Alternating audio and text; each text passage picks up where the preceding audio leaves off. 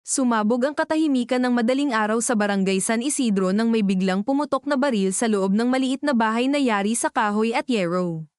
Tumilapon ang baso ng tubig sa mesa. Napaatras si Mara Villanueva habang nanginginig ang kamay na may hawak na revolver. Sa sahig, nakahandusay si Danilo Cruz, barangay kagawad, duguan ang dibdib at nakatitig sa kisame na parang hindi makapaniwalang doon matatapos ang lahat. Sa labas, tumahol ang mga aso. May sumigaw mula sa kabilang bahay. Ano yun? May putok. Umalingaw-ngaw ang yabag ng tsinelas sa kalsadang lupa. Huminga ng mabigat si Mara. Hindi niya inaasahang aabot sa ganito. Kanina lang, gusto lang niyang humingi ng sagot. Ngayon may patay sa sala. Nanginginig ang kanyang tuhod habang unti-unti niyang ibinaba ang baril sa mesa. Sa isip niya, parang may nagbubulong, hindi na ito mababawi. Lumapit siya sa katawan ni Danilo at hinawakan ang pulso nito kahit alam na niyang wala ng tibok. Hindi ko sinasadya, bulong niya sa sarili, kahit walang nakaririnig. Ngunit sa kabilang bahay, nagbukas ang ilaw. May isang lalaking nakakita sa bintana. Si Ernesto, ang may-ari ng sari-sari store sa kanto. Napakunot ang noo niya habang tinitingnan ng aninong gumagalaw sa loob ng bahay ni Mara. May mali. At sa loob ng ilang segundo, magbabago ang buhay ng maraming tao sa maliit na barangay na iyon. Habang nakaupo si Mara sa sahig, unti-unting bumalik sa kanya ang mga pangyayari ng nakaraang linggo, ang mga lihim, ang mga kasinungalingan, ang dahilan kung bakit siya napunta sa harap ni Danilo ng gabing iyon. 7 araw ang nakalipas, sa palengke ng bayan, naglalakad si Mara na may dalang 2 supot ng gulay. Mainit ang araw, pawis ang noo ng mga tindera. May sumisigaw ng presyo ng isda. Bangus, bangus. Pero wala siyang marinig ng malinaw dahil sa bigat ng iniisip niya. 3 buwan nang nawawala ang kapatid niyang si Joel. Sinabi ng pulis na baka umalis lang ito papuntang Maynila. Pero kilala niya ang kapatid. Hindi iyon basta mawawala. Habang naglalakad siya, biglang may tumawag. Mara. Lumingon siya at nakita si Liza, kapitbahay nila at dating kaklase sa high school. Balita ko pumunta ka raw ulit sa presinto kahapon, sabi ni Liza. Tumango si Mara. Wala pa rin silang balita kay Joel. Nagkibit balikat si Liza. Alam mo naman dito, kapag mahirap ka, hindi priority. Tahimik si Mara, ngunit may isang bagay na hindi niya sinabi. Noong isang gabi, may nagpadala sa kanya ng isang sobra. Walang pangalan, walang sulat, isang larawan lang. Larawan ni Joel. Nakaposas. Nakaupo sa loob ng isang lumang bodega. At sa likod ng litrato, may nakasulat na 2 salita, tanungin mo si Danilo. Nang gabing iyon, hindi siya nakatulog. Paulit-ulit niyang tinitingnan ang litrato. Bakit si Danilo? Kagalang-galang nakagawad iyon sa barangay. Madalas pang magsimba, ngunit may kakaibang pakiramdam sa dibdib ni Mara. Parang may kulang sa kwento. Kinabukasan, pumunta siya sa barangay hall. Nakaupo si Danilo sa plastik na upuan habang may kausap na 2 lalaki. Nakapolo siya at mukhang abala. Nang makita siya, ngumiti ito. Mara, kamusta? Ngunit ang ngiting iyon ay parang maskara. Kagawad, kailangan kitang makausap, sabi niya. Tiningnan siya ni Danilo ng matagal. Pagkatapos ay tumayo, mamaya na lang. May meeting pa ako. Ngunit hindi na nakapaghintay si Mara. Tungkol ito kay Joel. Sandaling natigilan si Danilo. Halos hindi mapansin ng ibang tao, pero nakita iyon ni Mara. Isang segundo ng pag-aalinlangan. Anong tungkol sa kapatid mo? Tanong ni Danilo, pilit na normal ang tono. Ibinigay ni Mara ang litrato. Nang makita iyon ni Danilo, nagbago ang kulay ng mukha nito.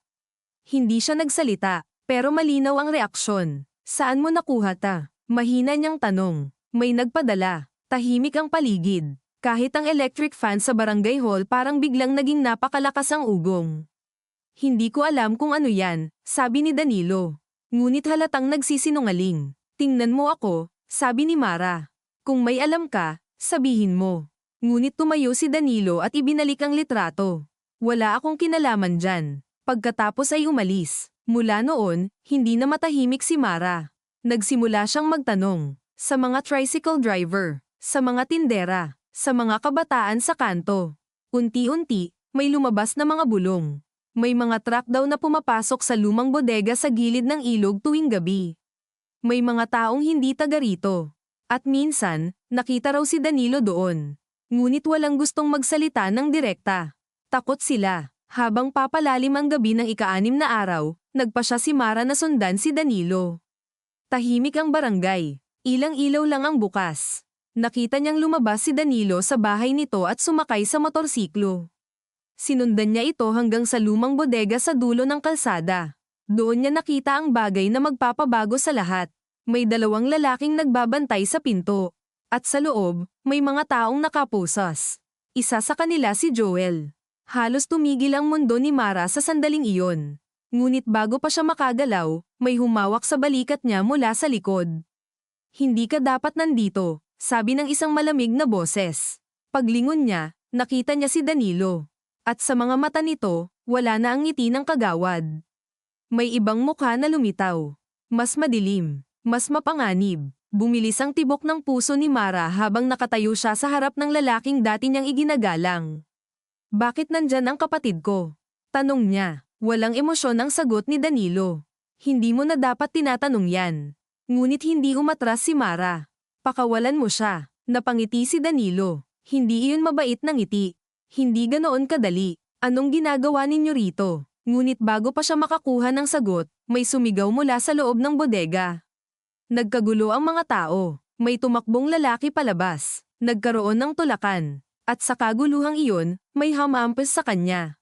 Nagdilim ang paningin ni Mara. Nang magising siya kinabukasan, nasa bahay na siya. Ngunit wala si Joel. At sa mesa sa tabi ng kama, may nakapatong na baril. At isang papel na may nakasulat, kung gusto mong mabuhay ang kapatid mo, huwag kang magsalita.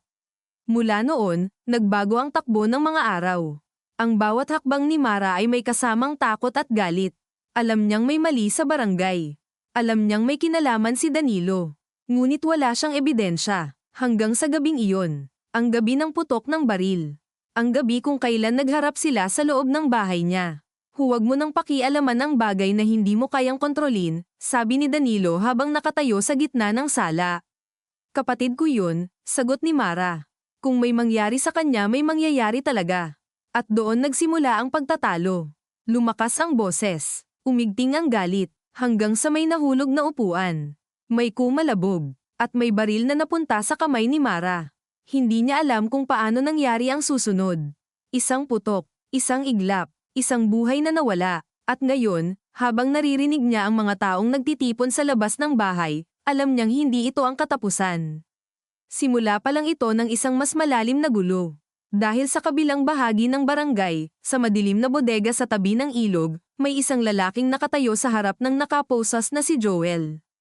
Tinitingnan niya ang telepono na bagong dating ang mensahe. Patay na si Danilo. Ngumiti ang lalaki. Mabagal. Delikado. Mukhang nagsimula na ang problema, bulong niya. At si Joel, napagod at sugatan, ay napapikit habang iniisip ang kapatid niyang walang ideya kung gaano kalalim ang lihim na pinasok nito. Hindi niya alam kung gaano kabilis kayang lunurin ng takot ang pag-asa, pero habang nakapikit siya at nakagapos ang mga kamay sa likod ng silyang bakal, iyon ang naramdaman ni Joel, parang unti-unting pinapasok ng malamig na tubig ang dibdib niya hanggang wala nang matirang hangin. Naamoy niya ang alat ng ilog at kalawang ng yero. Mula sa labas ng bodega, dinadala ng hangin ang mahinang ingay ng isang bangkang demotor at tahol ng aso sa malayo. Nasa harap niya ang lalaking tinatawag ng iba na Sir Ben, kahit hindi niya alam kung tunay na pangalan iyon.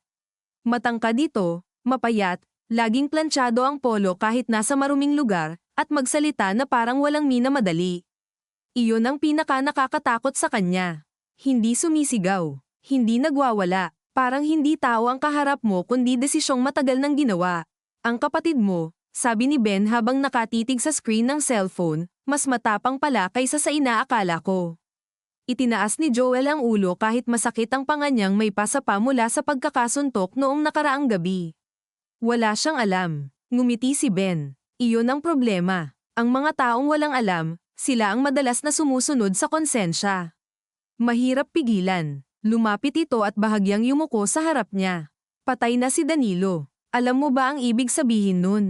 Hindi sumagot si Joel. Pero alam niya, si Danilo ang tulay sa barangay.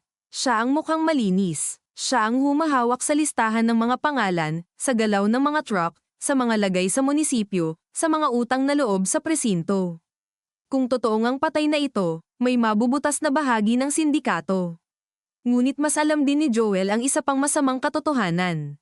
Kapag may butas, may kailangang isakripisyo para hindi pumasok ang liwanag. Ang ibig sabihin, patuloy ni Ben, may kailangang managot. At dahil hindi ko pwedeng ibalik ang patay, gagamitin ko ang buhay. Sa labas ng bahay ni Mara, nagsimula nang magtipon ang mga tao.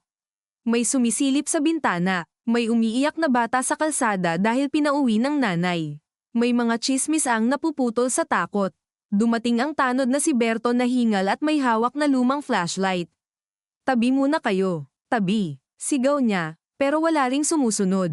Si Ernesto, na unang nakakita ng kilos sa bahay, ang naglakas loob na sumilip sa pinto. Nang makita niya ang katawan ni Danilo sa sahig, napaatras siya na parang nabuhusan ng malamig na tubig. Patay na si Kagawad, bulong niya, pero sapat iyon para kumalat ang gulat sa buong bakuran.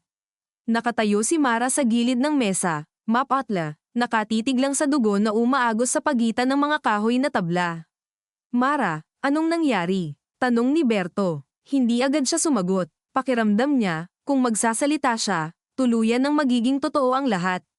Nag-away kami, sabi niya sa wakas. May hawak siyang baril. Nag-agawan kami. Nasaan ang baril? Tanong ni Ernesto. Napatingin si Mara sa mesa. Wala na roon. Biglang humigpit ang sikmura niya. Ilang segundo lang siyang lumuhad sa tabi ng bangkay. Ngunit nang tumingala siya, nawala na ang baril. Naramdaman niyang may nanlamig sa batok niya. Hindi siya nag-iisa sa bahay kanina. O may pumasok, o may kumuha. Kanina lang niyan dito. Sabi niya, halos pabulong.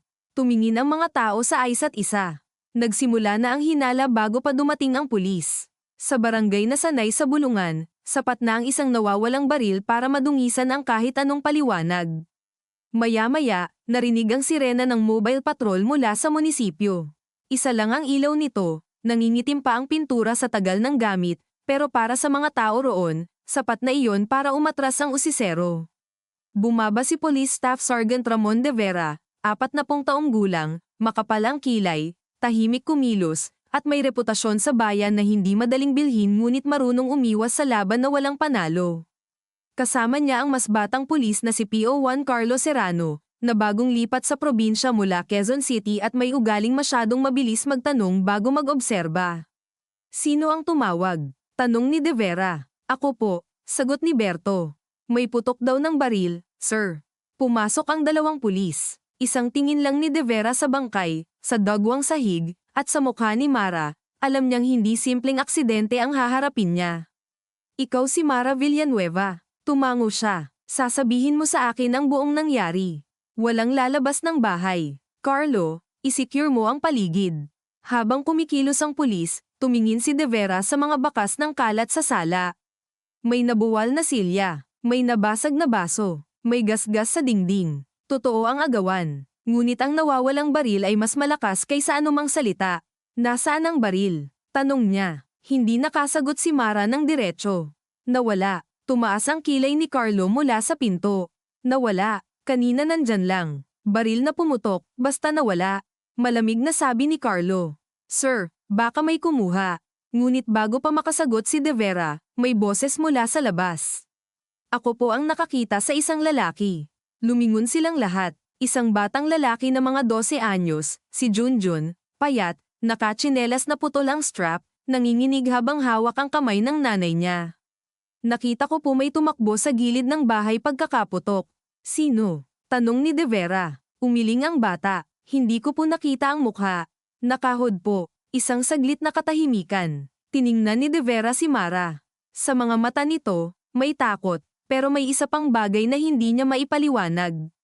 Hindi iyon eksaktong gulat lang ng taong nakapatay. Para siyang taong matagal nang binabantayan ng sakuna at ngayong dumating na, hindi na alam kung paano tumakbo. Dalhin niyo muna siya sa presinto, sabi ni De Vera. Hindi pa ito arrest. Protective custody muna habang iniimbestigahan. Sir, singit ni Carlo, kagawad ang patay. Malaki ito. Alam ko, putol ni De Vera. Kaya ayokong madumihan agad. Habang isinasakay si Mara sa sasakyan ng pulis, sumabog ang mga tingin sa kanya mula sa mga kapitbahay. Ang iba, puro awa. Ang iba, may halong paghuhusga. Si Aling Cora na madalas umutang sa kanila ng toyo ay umiiling. Si Liza ay nakatayo lang, namumula ang mga mata, gustong lumapit pero tila natatakot madamay. Sa pagitan ng usok ng tambucho at ilaw ng mga bahay, biglang naalala ni Mara ang huling pagkakataong nakita niyang buo ang pamilya nila. Pista iyon 2 taon na ang nakalipas. Buhay pa ang nanay nila. Si Joel ang nagluluto ng pansit sa likod bahay. Nagtatawanan sila dahil naparami ang toyo. Ang nanay nila, si Fe, ay nakaupo sa plastic chair at paulit-ulit sinasabing, basta magkakasama kayo, may paraan.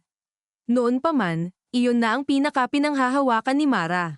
Hindi pera, hindi koneksyon, kundi ang simpleng paniniwalang basta buhay ang pamilya, may mababawi pa.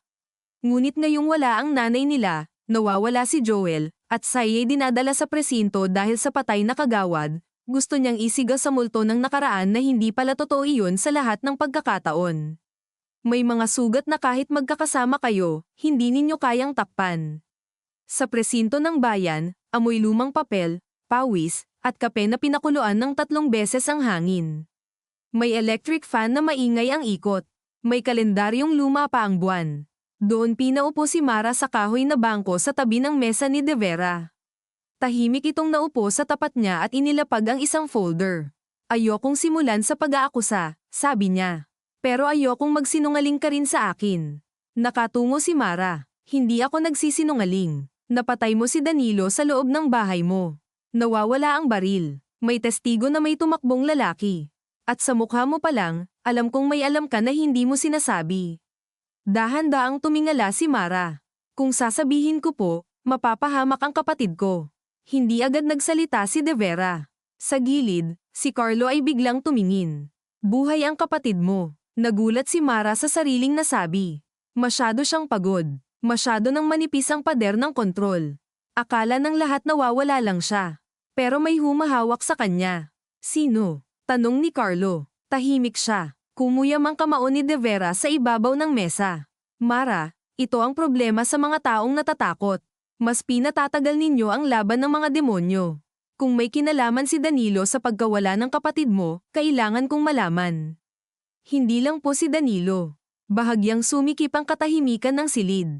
Sa labas, may umuugong na motor. May tumatawang lasing sa kanto.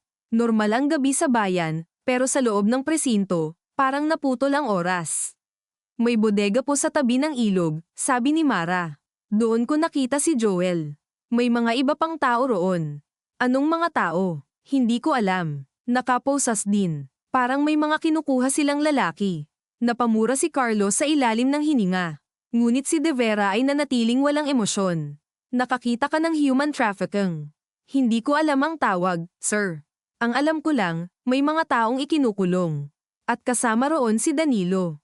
Ilang sandali siyang pinagmasdan ni De Vera. Hindi siya madaling maniwala sa mga piraso ng kwento. Lalo na sa gabing may bangkay sa barangay at isang babaeng may dugo sa damit.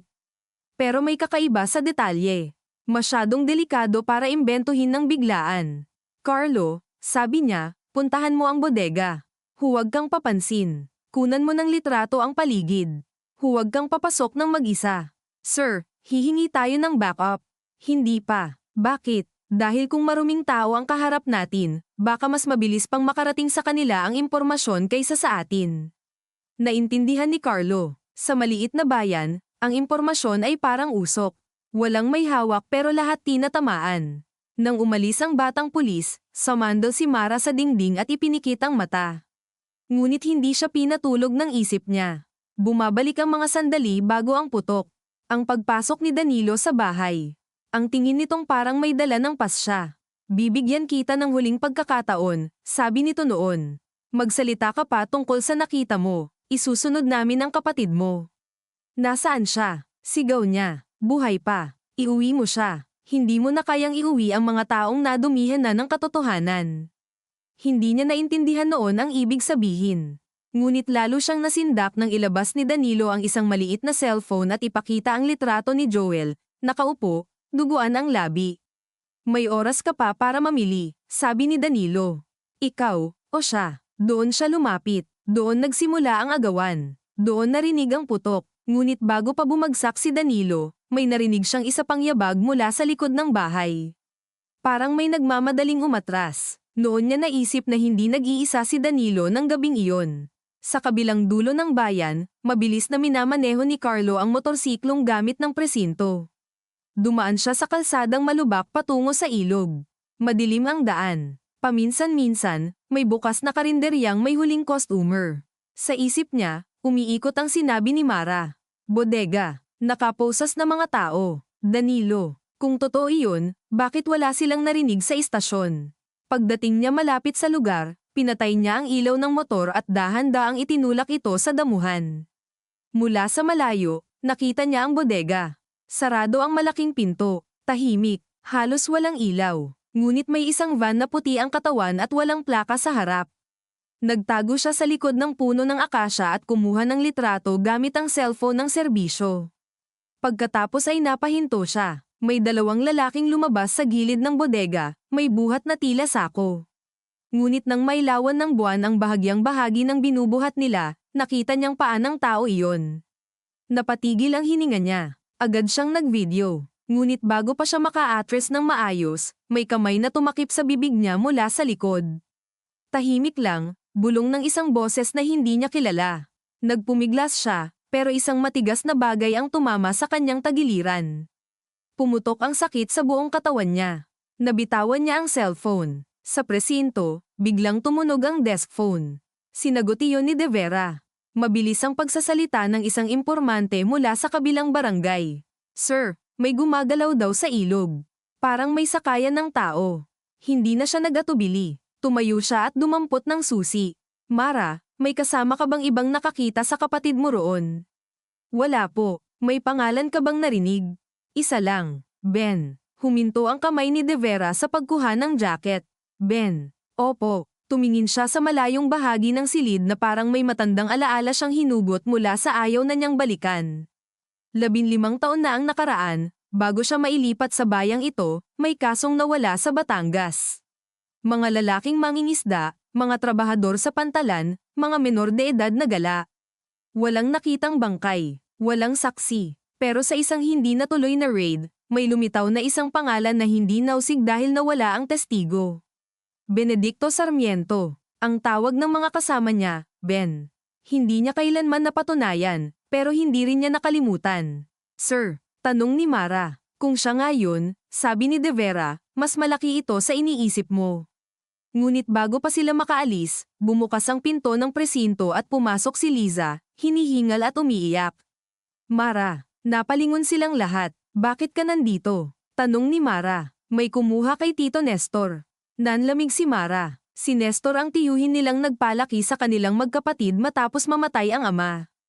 Tahimik lang itong tao. Karpintero. Hindi nakikialam sa away ng iba.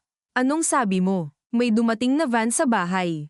Hinahanap ka. Noong sinabing wala ka, kinuha si Tito. Sabi, kung gusto mo raw mabuhay ang kapatid mo at tiyuhin mo, sumama ka ng tahimik. Parang may sumabog sa tainga ni Mara. Napatayo siya. Saan sila pumunta? Hindi ko alam. Mabilis lang. Takot na takot si Tito. Sumuntok sa mesa si De Vera. Hindi sa galit lang, kundi sa pakiramdam na nahuhuli siya ng isang hakbang sa bawat galaw. Ganito ang laro nila, sabi niya. Kapag may nasilip ka na, kukunin nila ang may hawak sayo. Sir, kailangan kong sumama, sabi ni Mara. Hindi pwede, sagot niya. Mas kailangan ka nilang buhay kaysa patay. Ibig sabihin, pain ka. E di gamitin niyo ako. Napatingin si Liza kay Mara, gulat at takot. Baliw ka ba? Hindi na ito tungkol sa akin lang. Namasa ang mga mata ni Mara. Kapag umatras ako, mauubos kami isa-isa. Tahimik si De Vera. Bilang pulis, ayaw niyang gamitin ang isang sibilyan bilang pain. Bilang lalaking nakakita na ng mga kasong nilamon ng takot at koneksyon, alam niyang baka iyon na lang ang daan para mabasag ang kadena. Ngunit mas malalim ang iniisip niya. Kapag pumayag siya, dala niya ang bigat sakaling may mangyari sa babae. Kapag hindi siya pumayag, baka wala na silang maabyuten. Sa labas, bumuhos ang mahinang ulan, patak-patak sa bubong ng presinto. Makinig ka sa akin, sabi niya kay Mara.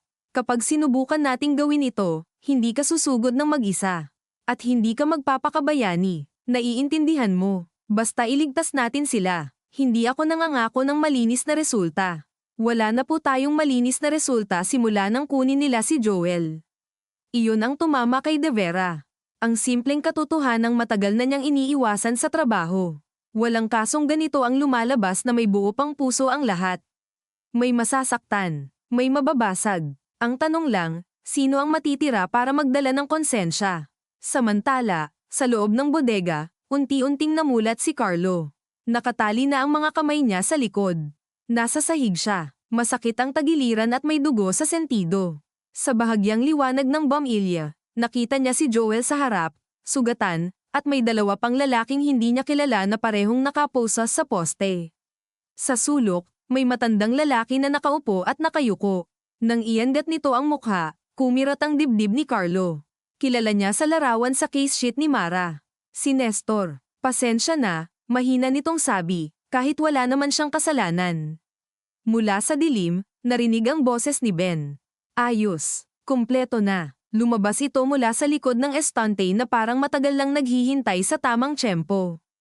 Isang pulis, isang kapatid, isang tiyuhin. Kapag dumating ang babae, mas magiging simple ang usapan. Anong gusto mo? Pilit na tanong ni Joel. Gusto ko ng katahimikan, sagot ni Ben. Pero ang problema sa mga taong may pagmamahal sa pamilya, lagi silang maingay kapag nawawalan. Napalingon si Ben kay Carlo. Ikaw, bata, mali ang ginawa mong pagpunta rito ng walang sapat na tao. Nagpumiglas si Carlo. Pulis ako. Mas lalong walang saysay ang titulo mo rito, malamig na sabi ni Ben. Kapag nalibing ka sa putik ng ilog, pare-pareho lang ang katawan. Saglit siyang natahimik, saka ngumiti. Pero hindi ko kayo papatayin agad. Kailangan muna nating hintayin ang isang babaeng akala niya kaya niyang baguhin ang takbo ng mga bagay sa pamamagitan ng tapang. Naramdaman ni Joel ang panginginig ng sariling laman. Ayaw niyang dumating si Mara. Ngunit mas kilala niya ang kapatid kaysa sa sarili. Darating iyon. Kahit pigilan ng langit, darating. At iyon ang kinatatakutan niya. Hindi dahil mahina si Mara, kundi dahil malakas ito sa paraang hindi marunong umatras kahit iyon ang tamang gawin. Sa presinto, habang bumabagsak ang ulan at kumukutitap ang fluorescent lamp, tumayo si Mara sa gitna ng silid at pinunasan ang luha sa pisngi. Sabihin mo ang plano, sabi niya kay De Vera. Tiningnan siya ng pulis ng diretso. Hindi pa plano ta, swerte at tiyempo pa lang. Pero minsan, iyon lang ang meron tayo. Sa likod niya, mahigpit ang hawak ni Liza sa sariling bag, gusto nang magsalita pero walang masabi. Dahil sa mga sandaling ganoon, kahit ang pinakamalapit na kaibigan, nagiging saksi na lang sa pagguho ng buhay ng iba. At sa gitna ng lahat, nagsisimula ng bumigat ang tanong sa dibdib ni Mara. Kung mililigtas niya si Joel at si Tito Nestor, sino naman ang kailangang iwan? At kung mabubunyag ang buong katotohanan, kakayanin pa ba nilang dalhin ang lalim ng kasalanang matagal nang itinago ng mismong bayang kinalakhan nila? At sa gitna ng lahat, nagsisimula ng bumigat ang tanong sa dibdib ni Mara kung gaano kabigat ang katotohanang kaya ng isang tao bago ito tuluyang madurage. Umalingaw-ngaw ang kulog sa labas ng presinto, at kasabay niyon ay ang pag-ikot ng lumang electric fan na parang may pinapalayas na masamang espiritu sa silid. Ngunit walang espiritong umaalis. Ang takot ay nandoon pa rin, nakaupo sa pagitan nilang lahat. Hindi lang si Joel at Tito ang hawak nila, sabi ni De Vera habang inilalatag sa mesa ang lumang mapa ng barangay at mga kalapit na sityo. Kapag tama ang hinala ko, matagal na itong operasyon. Maaaring may mga tao sa munisipyo, sa pantalan, baka pati sa kapulisan. Sir, kung ganun, bakit tayo kikilos? Tanong ni Liza, nanginginig ang boses. Dahil kapag hindi tayo kumilos ngayong gabi, baka wala nang bukas para sa kanila, sagot niya. Napayuko si Liza at napahigpit ang hawak sa strap ng bag niya. Hindi siya sanay sa mga desisyong may kapalit na buhay. Sanay siya sa simpleng hirap ng araw-araw, sa utang sa tindahan, sa mahabang pila sa health center, sa tsismis sa barangay na pwedeng tawanan kinabukasan. Ngunit ito, iba. Ito ang klase ng sitwasyong hindi na binubuo ng salita kundi ng pagkawala. May isang cellphone number ba silang ginagamit? Tanong ni De Vera kay Mara. May huling nag-text ba? Yung nag-iwan ng litrato ni Joel, unknown number. Pero yung sumulat sa papel, wala na. Tinapon ko. Napahinga siya ng malalim. Sir, may isang bagay akong hindi nasabi kanina. Tumingin si De Vera sa kanya. Noong gabing nakita ko si Joel sa bodega, may narinig akong pangalan bukod kay Ben. Tinawag nila ang isang lalaki na Kap. Kumunat ang noo ng pulis. Kapitan, hindi ko alam kung kapitan ng barangay o tawag lang nila. Ngunit biglang tumama iyon kay De Vera. Sa bayan, iisa lang ang taong tinatawag ng lahat na Kap kahit matagal nang hindi opisyal na kapitan. Si Arsenio Valmoria, dating barangay captain ng San Isidro, negosyanteng may palaisdaan, may truckang permit, at kilalang malakas sa munisipyo. Sa papel, retirado na siya sa barangay politics. Sa totoo, marami pa ring nakikinig kapag nagsalita siya. Tahimik si De Vera ng ilang segundo. Iyon ang masama sa maliliit na bayan. Ang mga lumang hari, kahit wala na sa trono, sila pa rin ang may hawak sa pintuan. Sir, tanong ni Mara, kapag tama ang iniisip ko, sabi niya, mas malalim ito kaysa sa pagkawala ng kapatid mo. At mas matagal, dumampot siya ng cellphone at nagdial sa isang numero na bihira niyang gamitin. Sino yan? Tanong ni Liza. Isang tao na hindi ko gustong tawagan, sagot niya. Sumagot sa kabilang linya ang paos na boses ng isang babae. Rene, Teresita, kailangan ko ng pabor. Sandaling katahimikan. 11 taon mo akong hindi tinawagan, tapos pabor agad. May pait sa boses nito, ngunit walang oras si De Vera para sa nakaraan. May operasyon dito na konektado kay Benedicto Sarmiento. Kailangan ko ng impormasyon. Narinig ni Mara ang maikling paghinga ng babae sa kabilang linya. Akala ko patay na siya. Mukhang hindi. Kung buhay si Ben, ibig sabihin may proteksyon siya. Hindi iyon gagalaw ng walang basbas. Alam ko. Mag-ingat ka, Rene. Huling beses na hinabol namin ang pangalang yan, 2 testigo ang nawala. Isang pulis ang nabaril. Napatingin si Mara sa mukha ni De Vera. Hindi ito kumibo, pero may isang lumang sugat na dumaan sa mata niya. Kilala mo si Arsenio Valmoria? Tanong niya. Valmoria, sagot ni Teresita. Oo, isang beses lumitaw ang truckang business niya sa Shipang Manifest sa Batangas. Hindi namin napatunayan. Malinis ang papeles. Pero may pattern. Kapag may nawawala, laging may truck na dumadaan na may legal na permit. May makukuha ka bang kopya?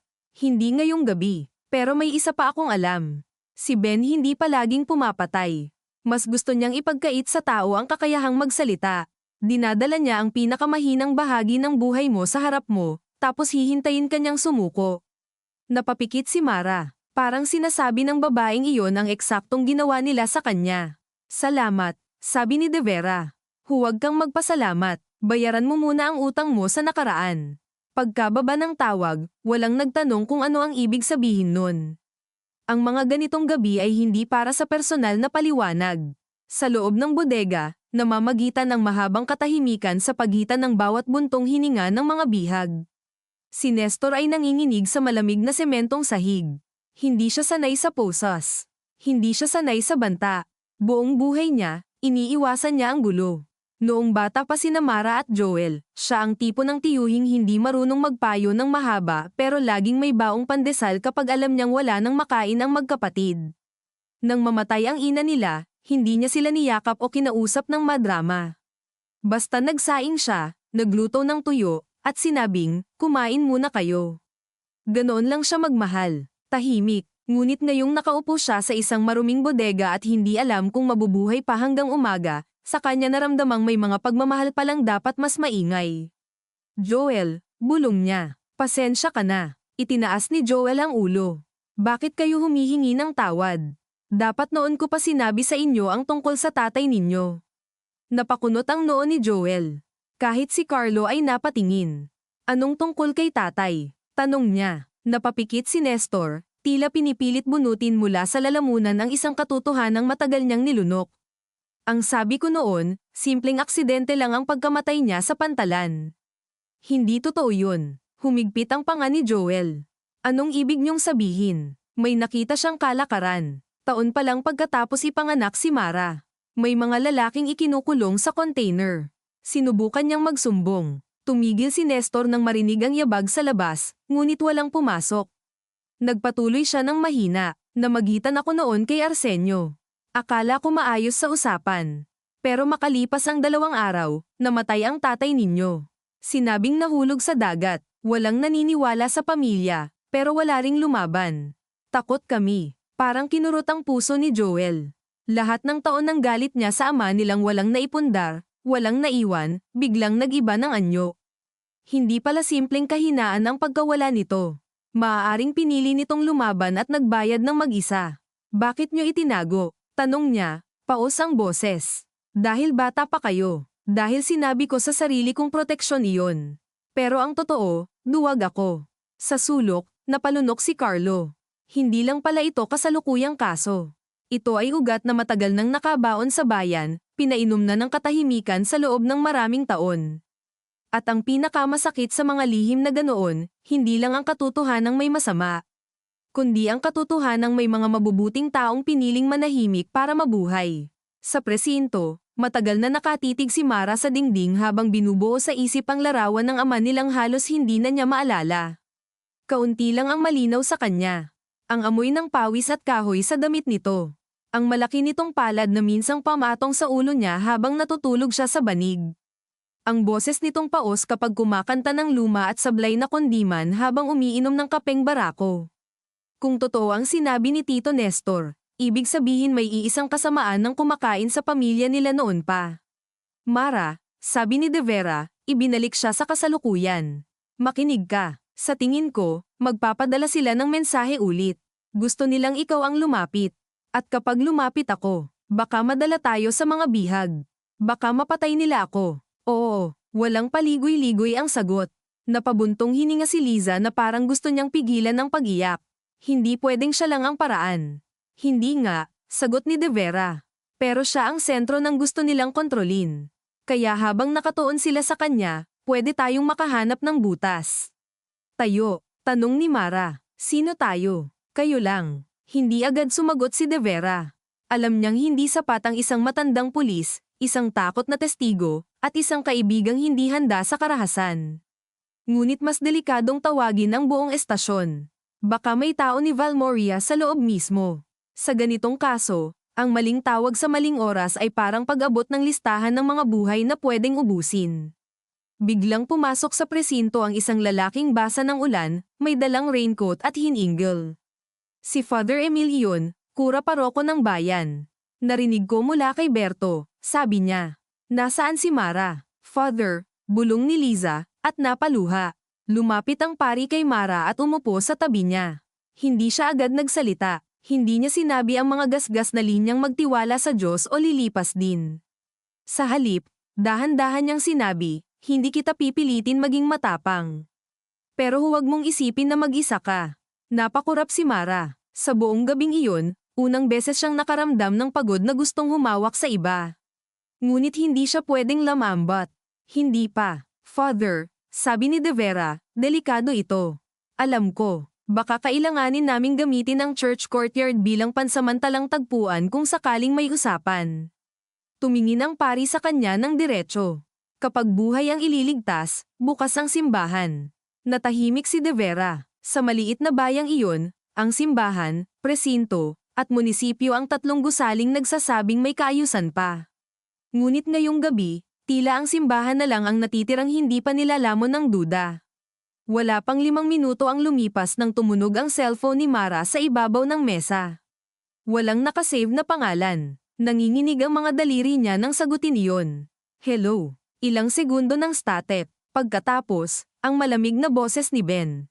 Magaling. Hindi ka tumakas. Tumayo si De Vera at tinapak ang balikat ni Mara. Senadorias na patagilan ang usapan. Nasaan ang kapatid ko? Agad niyang tanong. Buhay pa. Pero hindi habang buhay. Anong gusto mo? Ikaw. Mag-isa. Sa lumang covered court sa may tabing dagat. 12:00. Hindi ako pupunta nang hindi ko nakakausap si Joel. May maikling katahimikan. Pagkatapos ay narinig niya ang mahinang pag-ubo ni Joel sa kabilang linya. Mara, huwag kang pumunta, sabi nito, mabilis, bago tila may humila sa telepono. Narinig mo na, sabi ni Ben. Dalhin mo ang papel na iniwan sa bahay mo. Nanlaki ang mata ni Mara. Anong papel? Huwag ka nang magsinungaling. Ang ledger. Napatigil siya. Tumingin si De Vera. Umiling siya, Senadorias na wala siyang alam. Wala akong anumang ledger. Maghanap ka. Dahil kung wala iyon sa oras na dumating ka, hindi lang isang bangkay ang iuuwi ng barangay nyo bukas. Naputol ang tawag. Napahawak si Mara sa mesa. Anong ledger? Tanong ni De Vera. Hindi ko alam. Sigurado ka? Kung alam ko, sinabi ko na. Ngunit habang sinasabi niya iyon, may biglang kumislap na alaala sa isip niya. Noong binuhat ng tanod ang katawan ni Danilo palabas ng bahay, may nahulog mula sa loob ng suot nitong jacket.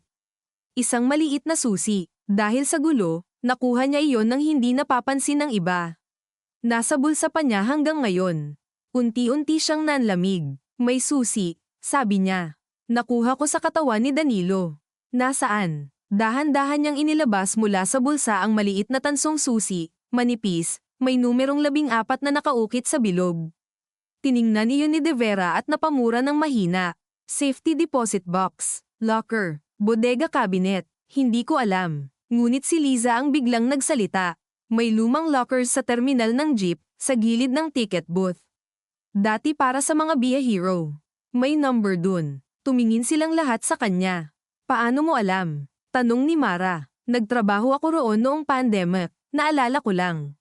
Naramdaman ni De Vera na umiikot ang orasan ng mas mabilis. 11:00 na. 1 oras bago ang tagpuan. Father, manatili kayo rito kasama si Liza at si Mara, sabi niya. Hindi. Putol ni Mara. Sasama ako. Hindi pwede. Baka minamanmanan ka. Mas lalo akong kailangan. Kaya nga kita itatago muna. Tumayo siya at kinuha ang susi. Pupunta ako sa terminal. Sir, mag-isa kayo? Tanong ni Liza. Mas kaunting tao, mas kaunting ingay. At kung may naghihintay na roon, edi tama ang kutob natin. Bago siya umalis, huminto siya sa pinto at lumingon kay Mara. Kapag tumawag ulit sila, sasabihin mong papunta ka. Bilhin mo ako ng oras. Umalis siya sa ulan, sumakay sa lumang motorsiklo ng presinto, at dumiretso sa terminal na halos sarado na sa gabing iyon. Sa biyahe, bumabalik sa isip niya ang pangalan ni Valmoria, ang boses ni Teresita, at ang mukha ni Mara na pagod na pero hindi ibigay. Minsan, ang mga kasong pinakamahirap lutasin ay hindi iyong kulang sa ebidensya, kundi iyong punong-puno ng mga taong matagal nang natutong tiisin ang mali dahil walang ibang pagpipilian. Pagdating sa terminal, madilim na ang karamihan ng pwesto. May isang nagkakape na dispatcher sa malayo at 2 driver na nagpapalipas oras sa sugal ng baraha. Sa likod ng ticket booth, naroon nga ang lumang hanay ng metal lockers. Kinakalawang na, ang IB sira ang pinto. Tinapat niya ang susi sa locker number 14, pumasok ito. Umiikot ng bahagya, huminga siya ng malalim at binuksan. Sa loob ay isang itim na plastic envelope at isang murang keypad phone.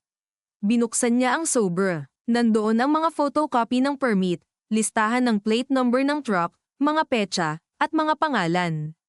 Isa sa mga nakalagay ng malinaw ay Arsenio Valmoria. Isa pa ang pangalan ni Danilo Cruz. At sa huling pahina, tila minadali ang pagkakasulat ng 3 inisyal na paulit-ulit, BS sa ilalim nito, may bilang ng mga tao kada biyahe. Hindi siya nakahinga ng maayos sa loob ng ilang segundo. Hindi lamang pagkawala ang kaharap nila. Kalakal ito, tao bilang kargamento, at biglang nag-vibrate ang keypad phone. May bagong mensahe, 1 linya lang. Kung nakuha mo na, huli ka na. Napalingon si De Vera, ngunit huli na nga. Mula sa likod ng mga jeep na nakaparada, lumitaw ang 2 lalaking may baril. Napaangat siya ng kamay, ngunit hindi siya umatras. Sa ganitong sandali, malinaw sa kanya ang kapalit. Hindi na ito tungkol sa perpektong plano. Tungkol na ito sa kung sino ang mauunang magkamali. Ibaba mo ang Sobra, sabi ng isa. Hindi, sagot niya. Pulis ako. At kami ang dahilan kung bakit hindi ka na matutulog ng mahimbing pagkatapos nito. Pumutok ang unang baril. Kumalat ang tunog sa bakanteng terminal. Napaatras si De Vera at sumilong sa gilid ng jeep. Tinamaan ng bala ang Yero at sumikad ang spark sa dilim. Hinugot niya ang service firearm at gumanti ng putok. Nagpulasan ang mga driver sa malayo. May sumigaw. Naghalo ang amoy ng pulbura at ulan. Humigpit ang hawak niya sa Sobra sa kaliwang kamay habang nagpapalit ng pwesto. Hindi niya pwedeng maiwan ang dokumento. Iyon na marahil ang unang konkretong ebidensyang hindi kayang lunurin ng tsismis o takot. Ngunit habang lumalala ang putukan, naisip niya si Mara. Kapag nalaman ni Ben na nasa kanya ang ledger, mas magiging desperado iyon. At kapag desperado ang taong matagal nang hindi natatalo, mas marami ang kaya nitong sunugin para lang manatiling nakatayo. Sa bodega, narinig ni Joel ang mahinang sunod-sunod na putok mula sa malayo, parang nilulunod ng ulan ngunit malinaw pa rin sa pandinig ng taong nag-aabang ng kapahamakan. Tumingin siya kay Ben. Ang ngiti nitong kanin ay kontrolado, ngayon ay bahagyang naputol. Lumapit ang isang tauhan at may ibinulong dito. Dumilim ang mukha ni Ben. Mukhang mas marunong pa ring manghimasok ang ilang pulis kaysa sa inaasahan ko, sabi nito. Napatingin si Joel. Nakuha nila, no? Hindi sumagot si Ben. Sa halip, lumapit ito kay Nestor at hinawakan sa balikat. Napangiwi ang matanda. Maraming trahedya ang nagsisimula sa matatandang lalaking nagpa siyang manahimik, tapos biglang gustong magpakabanal sa huli, sabi ni Ben. Bitawan niyo sila, galit na sabi ni Joel. Hindi mo ako kayang kausapin na parang may kapangyarihan ka, sagot ni Ben. Ngunit sa unang pagkakataon, nakakita si Joel ng bakas ng inis sa lalaki. Iyon ang butas, maliit, ngunit totoo. At sa labas ng presinto, nakatayo si Mara sa ilalim ng bubong ng waiting shed sa bakuran ng simbahan kasama si Liza at Father Emil, habang hinahampas ng ulan ang lupa at ang oras ay unti-unting lumalapit sa 12:00. Sa bawat patak, mas lumilinaw sa kanya ang isang katotohanan. Ang gabing ito ay hindi na basta paghahanap sa kapatid. Ito na ang gabi kung kailan maaaring mabuwag ang takot na minana ng pamilya nila sa loob ng maraming taon, o tuluyan silang malibing dito. At kahit nanginginig ang tuhod niya, alam niyang wala nang daan pabalik. At kahit nanginginig ang tuhod niya, alam niyang wala nang daan pabalik. Pinagmasdan niya ang madilim na kalsada sa tapat ng simbahan, kung saan paminsan-minsan ay dumaraan ang iilang motor na nagmamadaling makauwi sa gitna ng ulan, at sa bawat ilaw na sumisipat sa basang sementado, pakiramdam niya ay may kasunod ng masama. Mara, mahinang sabi ni Father Emil, hindi ka obligadong saluhin ang lahat ng kasalanan ng mga taong gumawa nito. Napatawa siya ng mapakla, pero parang ako ang hinihingan ng kapalit. Hindi agad sumagot ang pari. Sa ilang segundo, ang narinig lang nila ay ang patak ng ulan sa bubong ng waiting shed at ang mahinang pagaspas ng mga dahon ng akasya sa bakuran ng simbahan. Iyan ang paboritong panlilinlang ng kasamaan, sabi rin niya sa wakas. Ipinaparamdam nito sa biktima na siya ang may utang. Napatitig si Mara sa sarili niyang mga kamay. Hanggang ngayon, may nanunuyong dugo sa gilid ng mga kuko niya mula sa gabing namatay si Danilo. Hindi na niya alam kung aling bahagi ng takot ang totoo at alin ang ipinunlalang sa kanya ng mga tao sa paligid. Takot ba siyang makulong dahil sa nangyari kay Danilo, o takot siyang malaman na kahit pagtatanggol sa kapatid ay may naging anyo ng karahasan sa loob niya? Hindi niya masagot. Sa ganitong gabi, ang konsensya ay hindi malinis na salamin. Isa itong basag na bintana kung saan lahat ng alaala ay matalim. Katabi niya, si Liza ay hindi mapakali, paikot-ikot ang tingin sa kalsada at sa pinto ng simbahan. Hindi dapat ako nandito, bulong nito, na parang kinakausap ang sarili. Dapat nasa bahay lang ako, nakasarado ang bintana, kunwari walang alam. Napatingin si Mara sa kaibigan. Pwede ka pang umalis, umiling si Liza. Hindi na rin. Kapag may nangyari sa'yo at wala ako dito, habang buhay ko ring dadalhin yun. Hindi sentimental ang pagkakasabi. Para bang isa lang itong simpleng pagkilala sa utang ng pagkakaibigan. Ganoon sa probinsya minsan. Hindi palaging yakap at mahahabang talumpati. Minsan presensya lang sa gitna ng sakuna. Mula sa dilim ng kalsada, may isang motorsiklong biglang huminto sa may gate ng simbahan.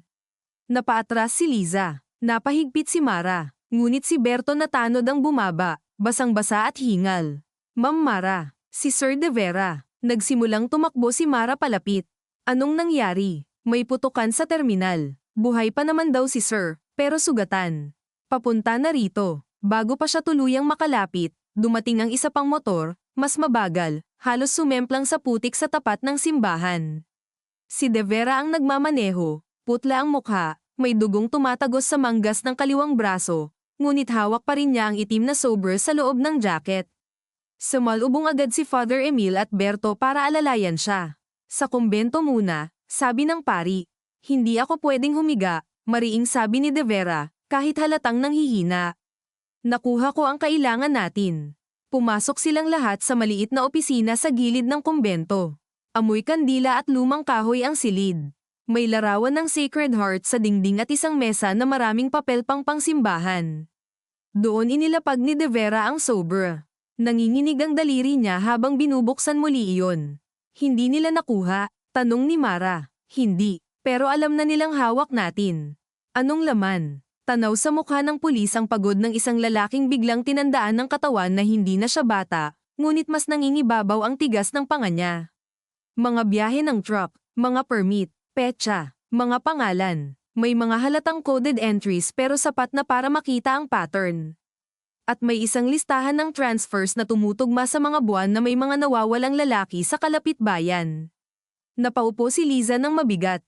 Diyos ko, may pangalan ni Valmoria. Tanong ni Mara. Meron. Natahimik ang silid. Ang pangalang iyon, na matagal nang iginagalang sa bayan dahil sa donasyon sa pista, sa 2 scholar na pinaaral, sa libreng kabaong tuwing may mahirap na namamatay, ngayon ay biglang nagkaroon ng ibang tunog.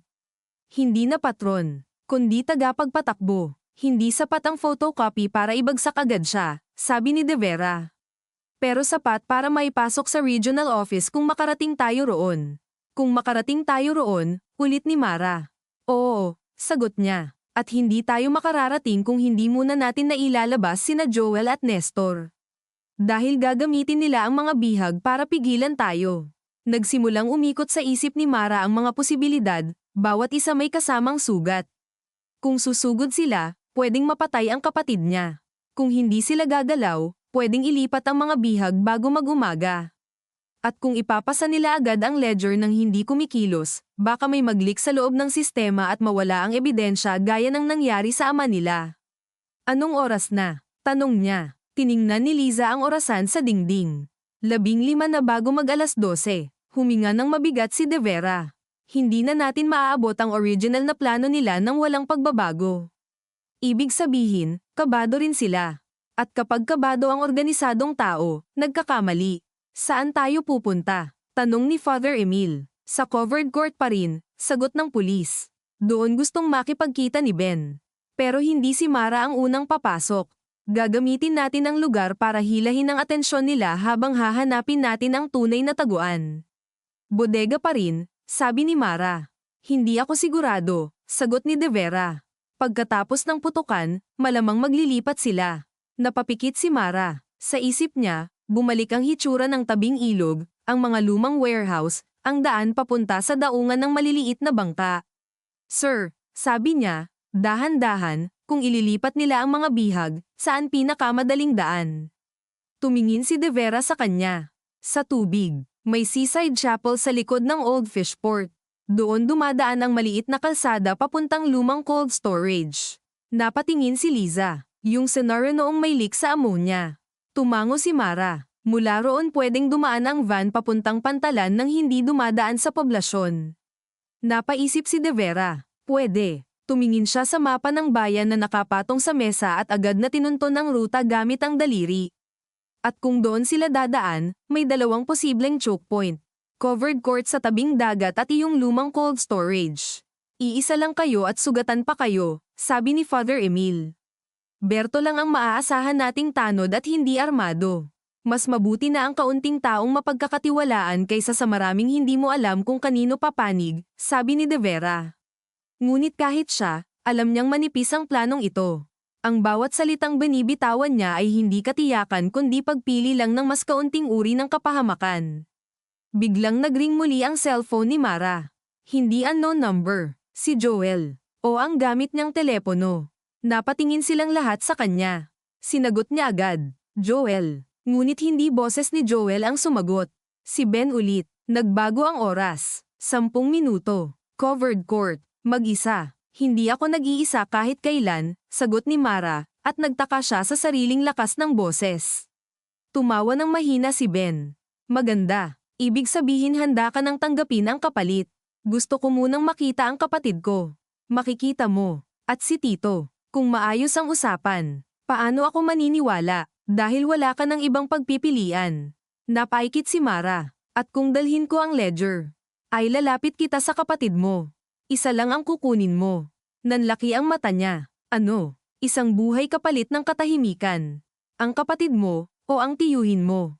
Kapag naging matalino ka, isa ang may uuwi mo. Kapag nagpakabayani ka, pareho silang mawawala. Napahawak si Mara sa mesa. Parang may humila sa sikmura niya pababa. Sa kabilang dulo ng linya, huminga si Ben na parang sinasadya niyang patagilan ang sakit. Alam mo kung bakit epektibo ang ganitong alok? Dahil hindi ako ang gagawa ng huling sugat. Ikaw. Naputol ang tawag. Walang makapagsalita agad. Nakatingin lang si Mara sa blankong screen. Sa lahat ng banta, ito ang pinakamalupit. Hindi dahil bago, kundi dahil ito ang pinakasentro ng lahat ng kinakatakutan niyang mangyari, ang mapilitang mamili sa sariling dugo, sa sariling pamilya, at pagkatapos ay habang buhay mabuhay sa tanong kung sino ang dapat niyang iniligtas.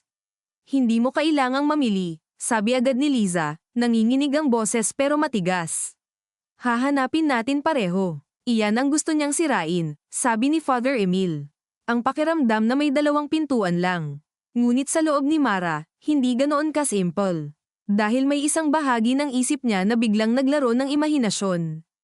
Kung si Joel ang pipiliin niya, mapapatawad ba siya ng sarili niya sa pag-iwan kay Tito Nestor, ang taong tumayong ama?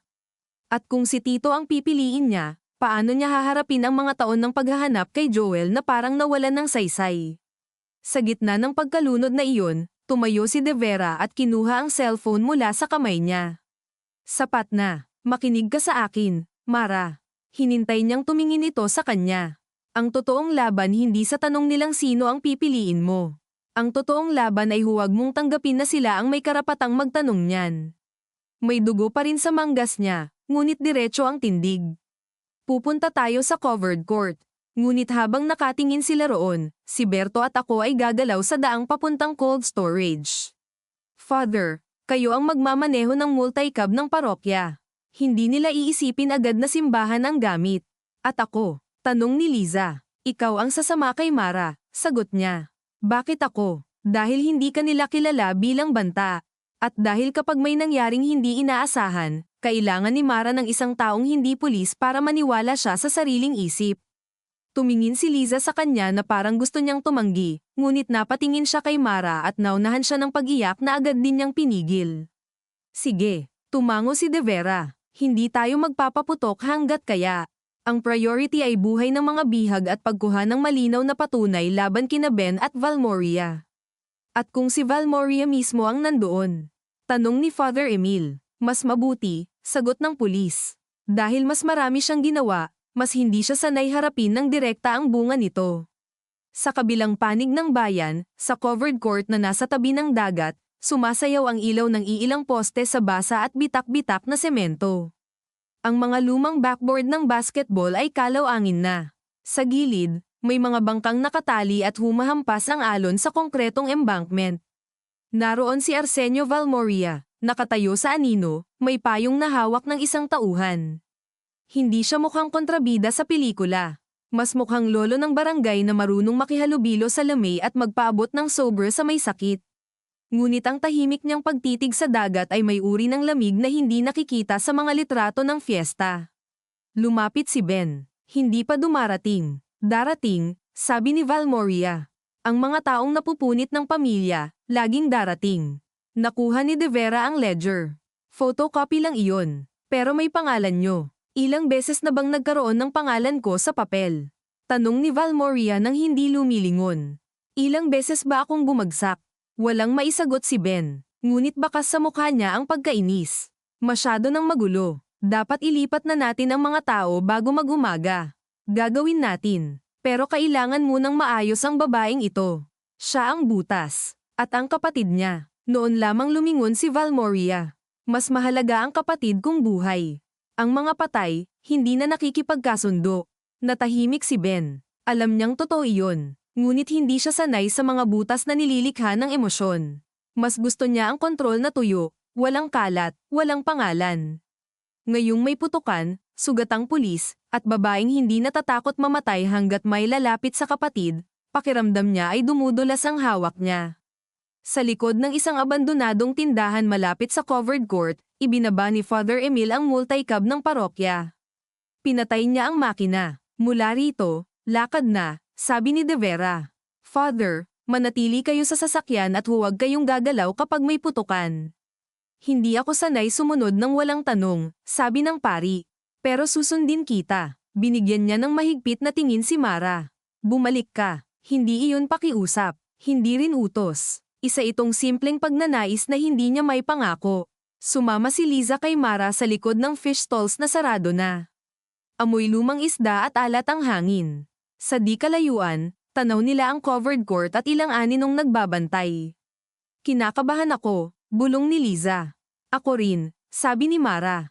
Pero huwag kang bibitaw. Hindi. Habang dahan-dahan silang lumalapit, naalala ni Mara ang mga gabing nag-uusap sila ni Joel sa bubong ng bahay noon, habang nakahiga at nakatingin sa bituin. Lagi nitong sinasabi, ikaw ang malakas sa ating dalawa.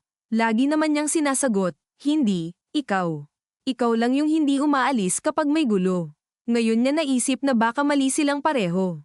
Baka ang lakas ay hindi iyong hindi ka umaalis. Baka ang lakas ay iyong umaamin kang natatakot ka pero lumalakad ka pa rin. Sa kabilang ruta, tahimik na gumagalaw sina De Vera at Berto sa madilim na daang papuntang cold storage. Nasa gilid nila ang bakod ng lumang palaisdaan. Malalim ang putik at may bahid ng diesel ang hangin. Sir, mahina si Berto, kung si Kap Arsenio nga ang sangkot, paano tayo mananalo? Hindi lumingon si De Vera. Hindi tayo nananalo agad. Ang una lang nating ginagawa ay pigilan silang manalo ng buo. Pero marami siyang tao. Oo, at tayo. Saglit na tumigil si De Vera. May dahilan. Hindi siya sanay magsalita ng inspirasyonal. Ngunit minsan, sapat nang marinig ng isang taong takot na may dahilan pa ang bawat hakbang. Pagdating nila sa likod ng old cold storage, nakita nila ang isang puting van at dalawang armadong lalaki sa may loading bay. Mahina ang ilaw sa loob, ngunit naroon ang paggalaw ng mga tao. Napahawak si De Vera sa baril. Narito sila. Kasabay niyon, sa covered court, pumasok si Mara sa liwanag. Wala sa kamay niya ang ledger. Isang lumang bag lang ang bitbit niya para magmukhang may dala. Napalingon agad ang mga tauhan. Lumabas si Ben mula sa anino. Mag-isa lang dapat. Hindi ako papasok kung hindi ko muna nakikita ang kapatid ko, sabi niya. Masyado ka pang maraming kondisyon para sa taong wala namang hawak sa sitwasyon. Ngunit bago pa makasagot si Mara, may isa pang boses na sumingit. Hayaan mo. Lumabas si Valmoria sa ilalim ng bubong ng court. Nang makita siya ni Mara, tila may malamig na bakal na bumaon sa gulugad niya. Kilala niya ang mukhang iyon mula sa mga tarpaulin tuwing eleksyon, sa mga Christmas gift na may pangalan nito, sa mga pagkakataong binati sila sa piyesta na parang tunay na may malasakit. Ikaw, bulong niya. Nagulat ka. Tanong ni Valmoria. Mas nakakatakot dapat ang pamilyar. Humakbang siya palapit. Nasaan ang ledger? Nasaan ang kapatid ko? Sagutin mo ako. Sagutin niyo muna ako. Natahimik sandali si Valmoria at saka bahagyang ngumiti. Talagang anak ka nga ng tatay mo. Humigpit ang dibdib ni Mara. Huwag niyong banggitin ang ama ko. Bakit? Siya ang unang lalaking hindi nakaintindi sa kalakaran ng bayan. Akala niya may hustisya sa mga lugar na ang puhunan lang ay gutom. Pinatay niyo siya. Hindi tumanggi si Valmoria. Hindi rin umamin. Sa halip, tumingin lang siya sa dagat. Ang mga taong lumalaban ng walang kakampi, kadalasan hindi namamatay dahil sa tapang. Namamatay sila dahil sa pagkukulang ng mundo. Gusto siyang sampelan ni Mara sa lamig ng boses na iyon. At ngayong gabi, patuloy ng matanda, uulitin mo ang kasaysayan niya kung hindi ka marunong huminto. Sa likod ng konkretong poste malapit sa court, nagkukubli si Liza, nanginginig pero handang sumigaw kung kailangan. Sa kabilang ruta, naghahanda na si De Vera sa likod ng lumang makina sa loading bay ng cold storage, habang mula sa loob ay naririnig niya ang mahinang daing ng mga bihag at ang kaluskos ng kadena. Naroon si Joel, naroon si Nestor, at marahil, doon magpapasya ang gabing ito kung sino ang mabubuhay na may dalang sugat, at sino ang hindi na makakauwi para magdala pa ng anuman. Naroon si Joel, naroon si Nestor, at marahil, doon magpapasya ang gabing ito kung sino ang mabubuhay na may dalang sugat, at sino ang hindi na makakauwi para magdala pa ng anuman. Sa covered court, bumigat ang hangin na parang may bagyong ayaw pang tuluyang bumuhos. Naririnig ni Mara ang hampas ng alon sa pader ng tabing dagat, ang alingawngaw ng mga yabag ng armadong bantay, at ang sariling tibok ng puso na tila may kasabay na pangalan sa bawat pintig. Joel, Joel, Joel. Pero sa likod ng pangalang iyon ay naroon din si Tito Nestor, ang tahimik na lalaking hindi marunong magpaliwanag ng pagmamahal pero laging unang gumagalaw kapag may kailangang buhatin, kumpunihin, o tustusan kahit kapos. Nasaan sila? Tanong niya ulit kay Valmoria, at sa pagkakataong iyon ay hindi nagalit lang ang laman ng boses niya. May pakiusap na rin. Iyon ang pinakakinaiinisan niya sa sarili, ang marinig ng kalaban ang bahagyang pagbasag sa loob mo. Malapit lang, sagot ni Valmoria. Sapat para marinig ka nila kung sisiga ka. Sapat para hindi mo sila maabot kung magsisinungaling ka. Tumingin si Ben sa bag na hawak ni Mara.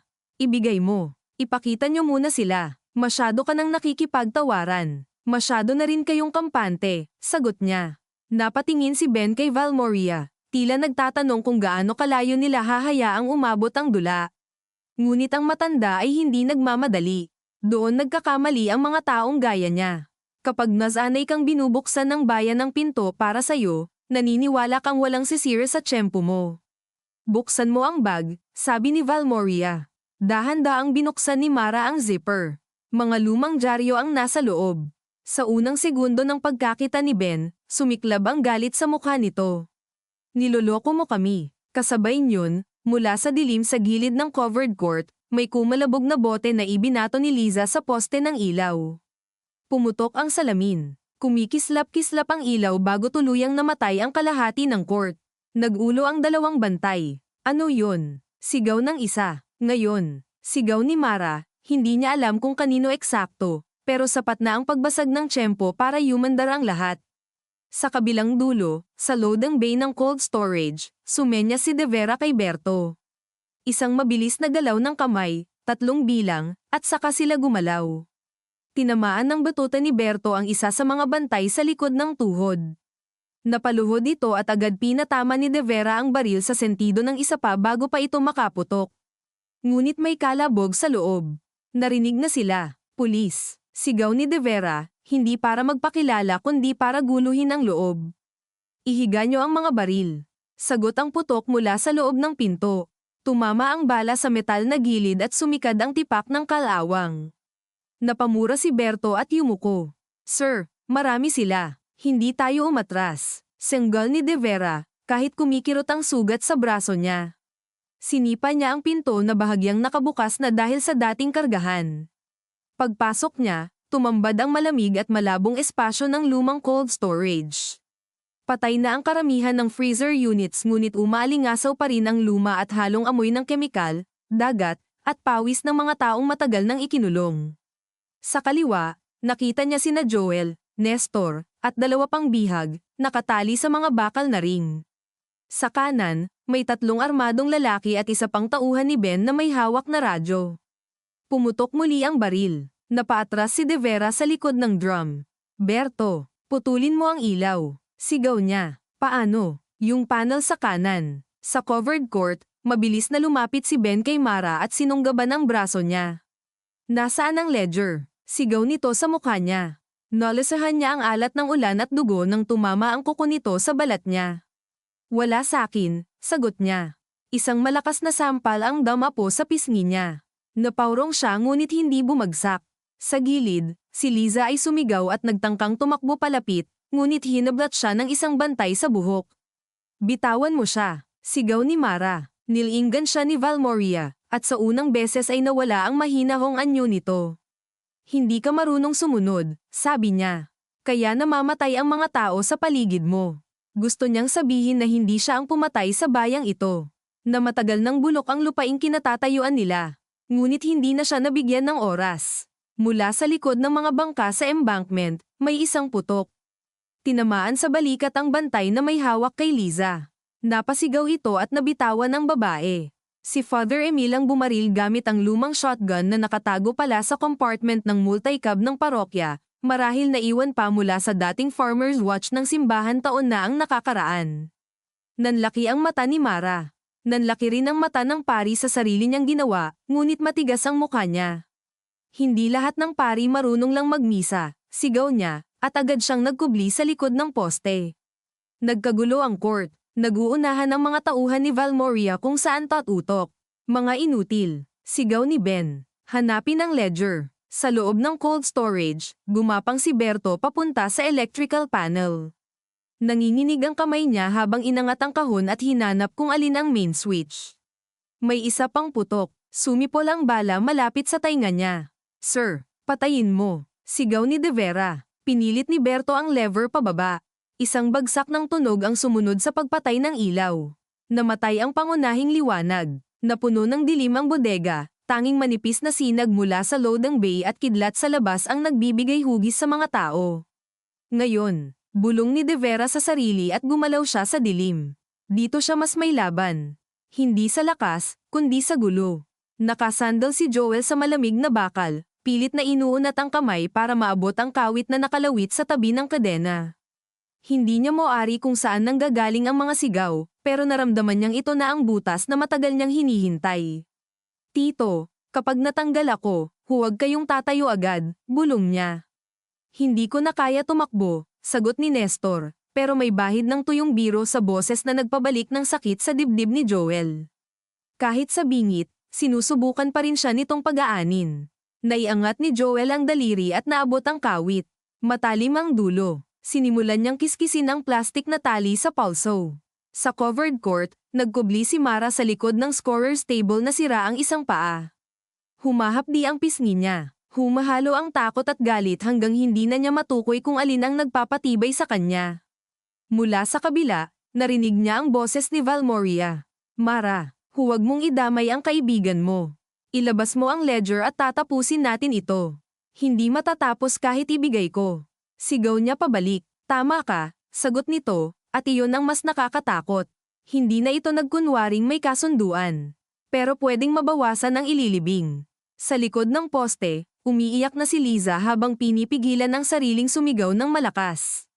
Nakakubli siya sa tabi ni Father Emil, na mahigpit ang kapit sa shotgun kahit kita sa mukha ang pagkalito ng isang taong buong buhay ay nagsermon laban sa dahas ngunit ngayong gabi ay piniling bumaril para may mailigtas.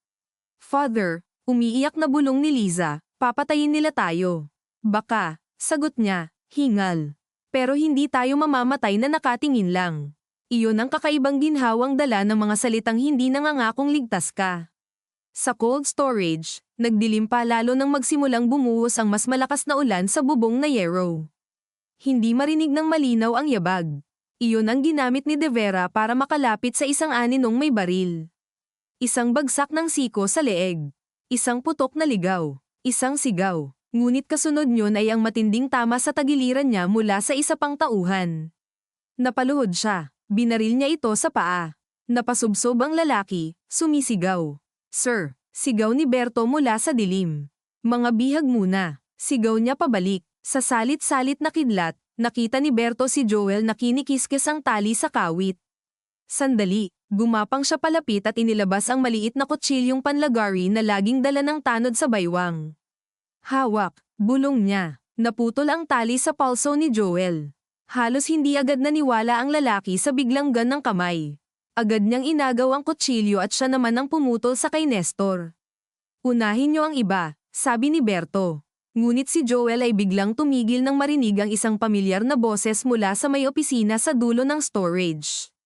Hindi. Sigaw iyon ng isang lalaki. Mahina, paos, pero pamilyar sa isang kakaibang paraan. Tumingin siya sa direksyong iyon.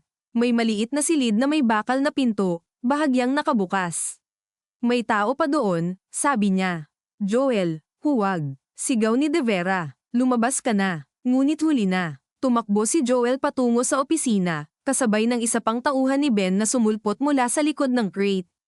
Nagsalpukan sila. Nag-agawan sa kutsilyo. Sa gitna ng tunggalian, bumukas ng todo ang pinto ng maliit na opisina at tumambad ang isang lalaking payat, mahaba ang balbas, at halos hindi na makilala sa kapayatan. Ngunit nang tumaas ang mukha nito sa kidlat, napahinto si Nestor.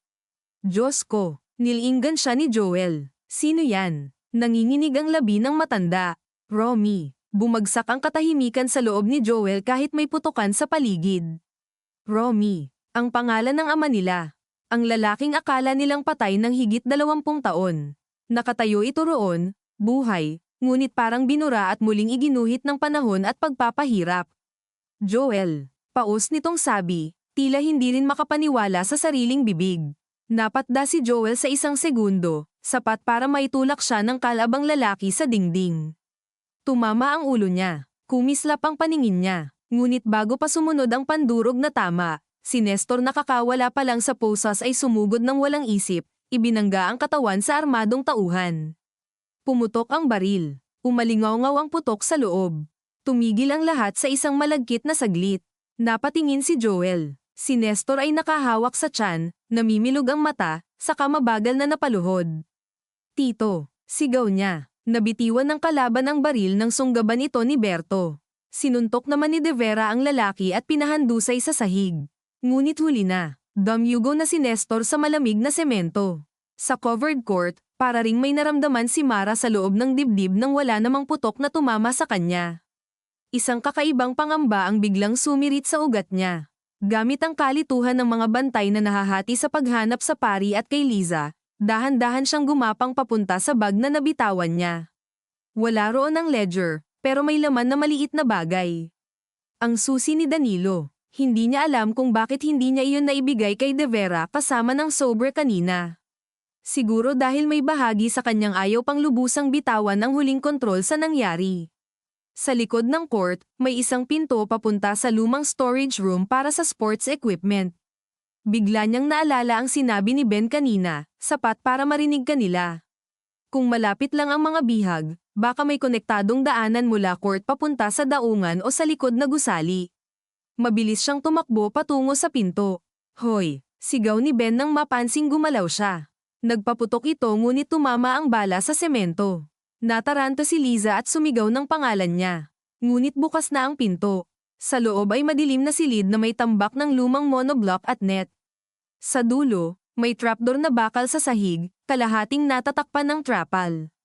Sumikip ang dibdib ni Mara. Dito dumadaan. Ngunit kasunod niya si Ben. Narinig niya ang yabag nito. Ang kulit mo, galit na sabi nito. Hinablot siya sa likod ng damit at bumagsak sila pareho sa pagitan ng mga silya. Nag-agawan sila, naghahabol ng hininga. Hinampas siya ni Ben sa tagiliran. Napangiwi siya ngunit naitulak niya ang lalaki palayo gamit ang tuhod.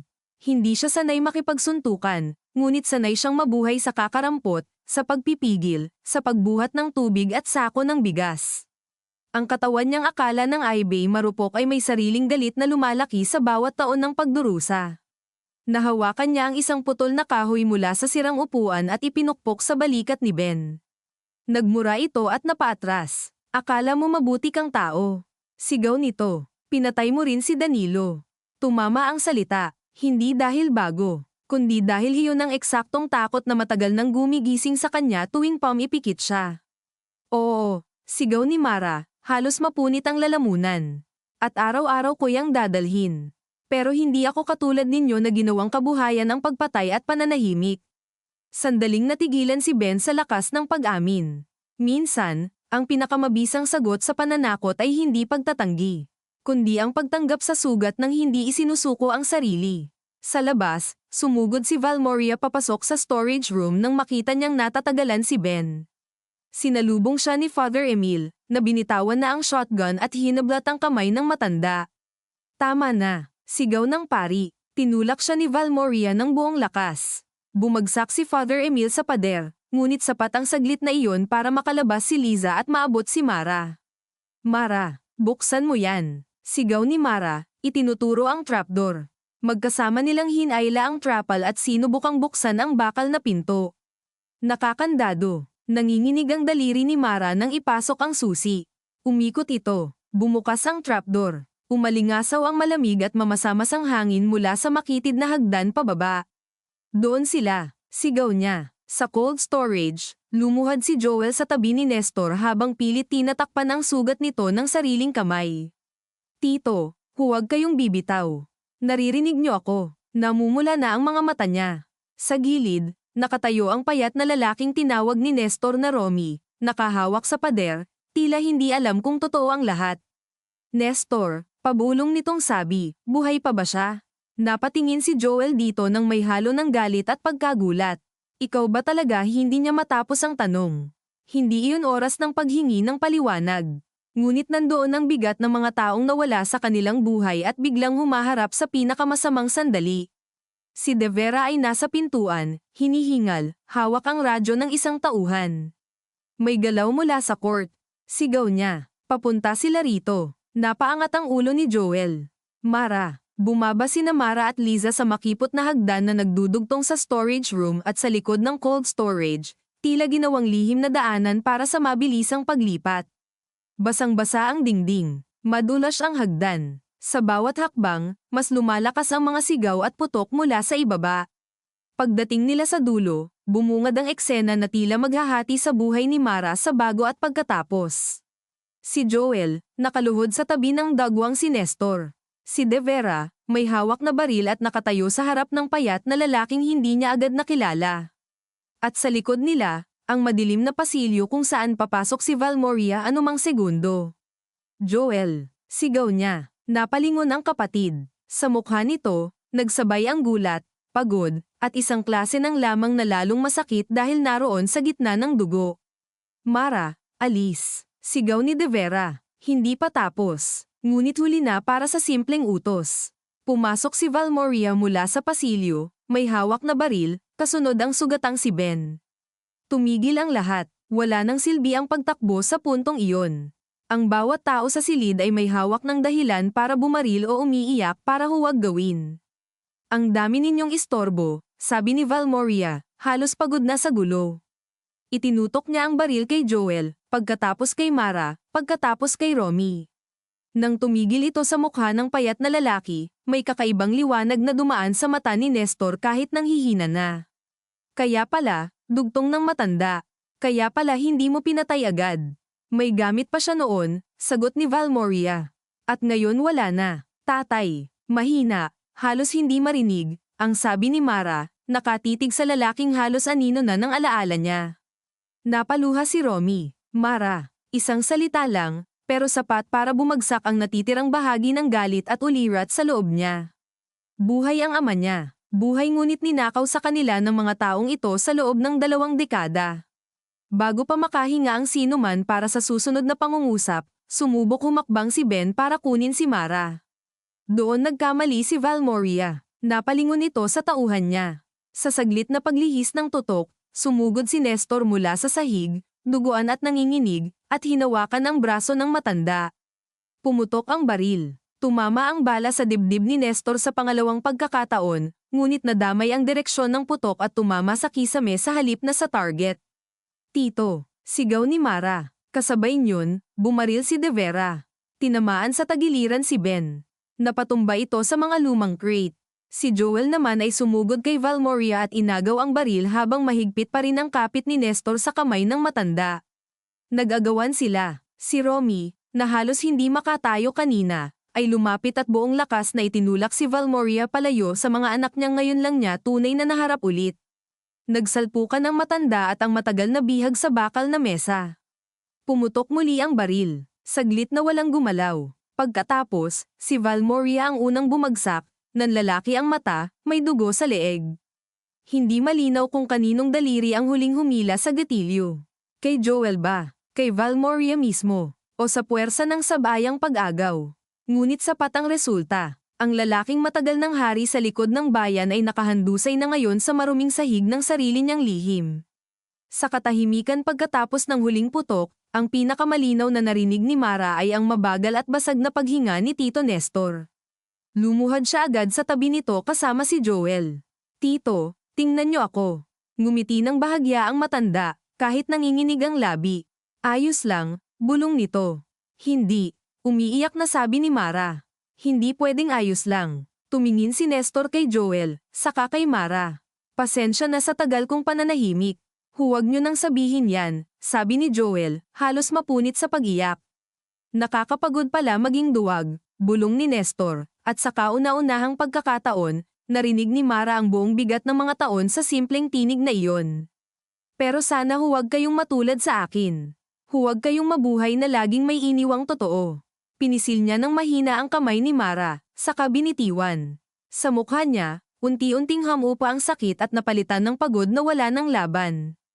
Tito, bulong ni Mara. Ngunit alam na niya. Yumuko si Joel at napahikbi ng buong lakas, parang bata ulit, parang nawalan na naman sila ng isa pang haligi at wala siyang magawa kundi hawakan ang malamig na kamay nito.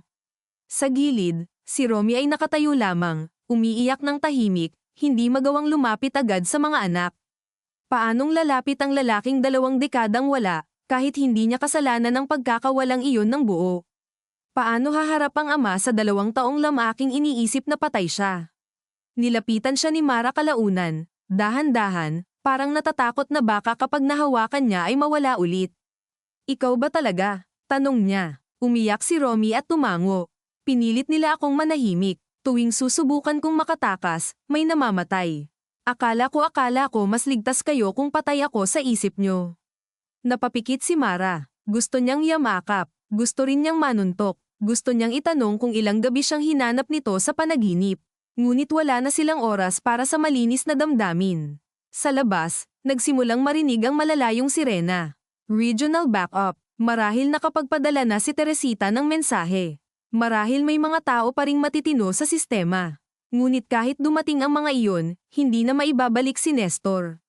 Hindi na mabubura ang patay na si Danilo. Hindi na mabubura ang mga lalaking dinala at ikinalakal. Hindi rin basta mawawala ang bigat sa dibdib ni Mara na siya ang pumutok ng baril noong gabing nagsimula ang lantad na bangungot. Habang papasok ang mga pulis at rescue, habang nilalagyan ng posas ang sugatang si Ben at kinukunan ng litrato ang ledger, habang itinatakip ng puting tela ang bangkay ni Valmoria at kalaunan pati ang katawan ni Nestor, naramdaman ni Mara na walang tunog ng tagumpay. Wala ang magaan na pakiramdam na tapos na. Ang naroon ay isang uri ng katahimikang pagod, katulad ng umaga pagkatapos ng bagyo kapag buhay pa ang bahay pero wasak ang bakuran. Ilang oras ang lumipas bago sila nakaupo ni Joel sa hagdan ng maliit na provincial hospital, madaling araw na, mapatla ang liwanag ng umaga at amoy antiseptic ang hangin. Ginagamot sa loob si Romy. Si De Vera ay binalutan ng sugat at kinukuha ang paunang salaysay. Si Liza at Father Emil ay tahimik na nakaupo sa may waiting area, pareho pa ring basang-bas sa alaala ng gabi. Akala ko kapag nahanap kita, gagan lahat, sabi ni Mara, nakatitig sa bakanteng parking lot. Katabi niya, si Joel ay nakasandal sa pader, may benda ang noo, nangingitim ang mga pasa. Ako rin, sagot nito. Pero parang mas dumami lang. Galit ako. Kanino? Napatawa siya ng mahina at mapakla. Sa lahat. Sa kanila, sa tatay natin, sa sarili ko, kay Danilo, kay Tito dahil nanahimik siya. Tapos galit ako sa sarili ko kasi galit ako sa mga taong nasaktan na rin. Tumango si Joel, parang iyon din ang bigat na hindi niya mailabas. Hindi yata sabay dumarating ang pagligtas at pagpapatawad, sabi niya. Siguro, tumahimik silang dalawa. Sa malayo, may tumitilaok ng manok sa gilid ng ospital. May nagtitinda na ng pandesal sa kanto. Nagpapatuloy ang bayan, gaya ng dati nitong ginagawa kahit may bangkay pang hindi nalalamayan ng maayos. Mara, sabi ni Joel, yung kay Danilo hindi niya tinuloy agad. Hindi mo sinasadya, pero ako ang bumaril. Oo, walang lambot sa sagot, pero wala ring paghuhusga. At mabubuhay ka kasama nun. Napayuko siya. Paano? Hindi ko alam. Siguro isang araw bawat isa. Siguro sa pagsasabi ng totoo, kahit masakit. Siguro sa hindi pagtulad sa kanila. Napatitig si Mara sa silaw ng umagang dahan-daang sumisilip sa ulap. Isang araw bawat isa. Napakasimple. Napakahirap. Ilang hakbang ang narinig nila mula sa likod. Si De Vera iyon, mabagal ang lakad, may sling ang braso. Kinukuha na ng regional office ang mga dokumento, sabi niya. Marami pang hahabulin. Hindi matatapos agad. Makukulong ba sila? Tanong ni Mara. Huminga siya ng malalim. May makakalusot pa. May iba pang pangalan sa ledger na hindi pa natin naabot. May mga magtatangkang baluktutin ang kwento. Ganyan lagi. Hindi siya nagsinungaling. Pero hindi na ito maibabalik sa ilalim ng lupa ng ganoon lang. Tumango si Joel. At si Mara. Naintindihan ni De Vera ang tanong.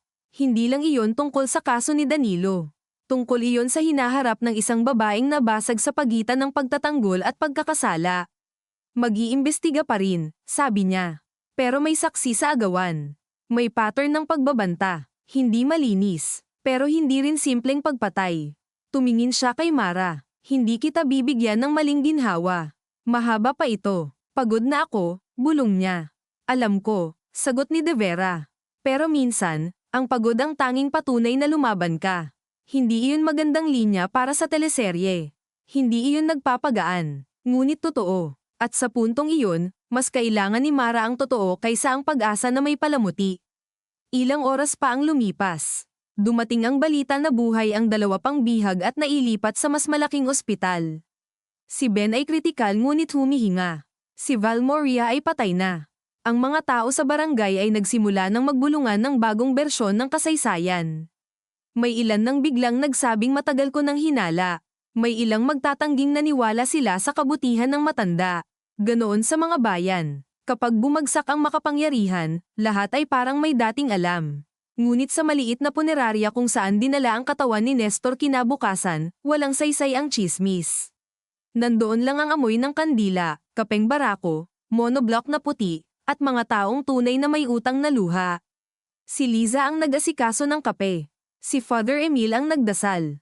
Si De Vera ay dumaan ng sandali, walang uniforme, at tahimik na nagbigay galang. Sa isang sulok ng lamay, nakaupo si Romy, payat pa rin, tahimik, tila hindi pa rin makapasok ng buo sa puwang ng pagiging ama. May lumalapit sa kanyang matatanda para tiyaking siya nga. May ilan na napapailing na parang multo ang nakita. Ngunit sa harap ng kabaong ni Nestor, ang pinakamalaking tanong ay hindi na kung paano siya nabuhay, kundi kung paano sila mabubuhay pagkatapos ng lahat. Lumapit si Mara sa kabaong nang mag-isa ng gabing hamupa na ang tao. Tumingin siya sa mukha ni Nestor, inayos ng parlor ang sugat kaya parang natutulog lang ito pagkatapos ng pagod na trabaho. Tito, bulong niya, hindi ko alam kung mapapatawad ko lahat. Hindi ko rin alam kung mapapatawad ko sarili ko. Pero susubukan kong hindi na manahimik kapag may mali. Kahit matakot, napatingin siya sa refleksyon ng sarili sa salaming takip. Hindi niya nakita ang babaeng dati. Hindi rin niya makita ang magiging babae pa lang. Ngunit nakita niya ang isang bagay na sapat muna. Buhay pa siya, sugatan, magulo, may kasalanan, may galit, may nawawala pa ring mga sagot. Pero buhay. At sa labas ng punerarya, nagsisimula na naman ang tunog ng karaniwang hapon sa barangay. May nagtitinda ng taho, may dumadaang jeep na umaatungal ang tambutso. May batang naglalaro ng holen sa alikabok na parang walang kasaysayan ang kalsadang iyon. Ganoon talaga siguro ang mundo. Hindi ito tumitigil para bigyan ka ng maayos na wakas. Pinapasa lang nito sa iyo ang mga natira, ang mga pangalan ng patay, ang mga taong nabuhay, ang mga dokumentong kailangang panindigan, ang mga relasyon na kailangang buuin muli kahit hindi nabuo gaya ng dati. Sa may pintuan, tumabi si Joel sa kanya. Hindi sila nag-usap agad. Pareho silang nakatingin sa kabaong. Sa labas, nakita nila si Romy na nakaupo sa bangko, mag-isa, hindi makapasok, hindi makaalis. Handa ka na ba? Tanong ni Joel. Tumingin si Mara sa ama nilang muling bumalik sa buhay nila na parang sugat na sabay hinihintay at kinakatakutan. Umiling siya ng marahan. Hindi. Tumango si Joel. Ako rin. Lumabas sila pareho. Umupo sa magkabilang gilid ng bangko kung saan naroon si Romy. Walang nagsalita ng matagal. Sa wakas, sinabi ni Mara, hindi namin alam kung paano ka tatawagin. Napaluha si Romy. Kahit ano. Kahit wala muna. Tumango siya. Hindi iyon kapatawaran. Hindi rin iyon pagtanggap. Ngunit hindi rin iyon pagsasara ng pinto. Sa gitna ng lahat ng nawala, marahil iyon muna ang pinakatotoong kaya nilang ibigay. At habang humihipan ng mahinang hangin mula sa dagat, dala ang alat na minsang naging amoy ng takot, naisip ni Mara na may mga laban palang natatapos hindi sa kapayapaan kundi sa pagpili na harapin ang susunod na araw kahit wala ka pang buong sagot. At baka sapat na muna iyon.